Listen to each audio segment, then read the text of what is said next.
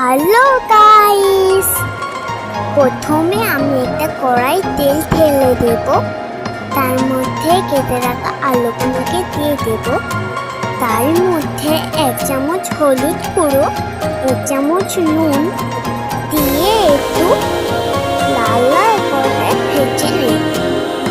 লাল লাল করে ভাজার পর আমি তুলে নেব।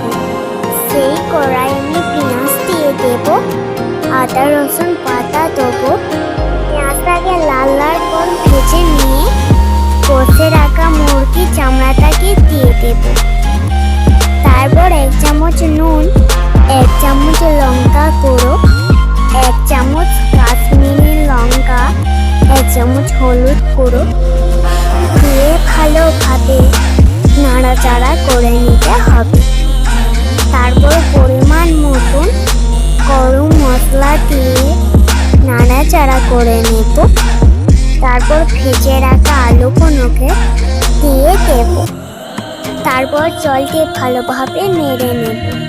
খেতে দারুণ হয়েছিল।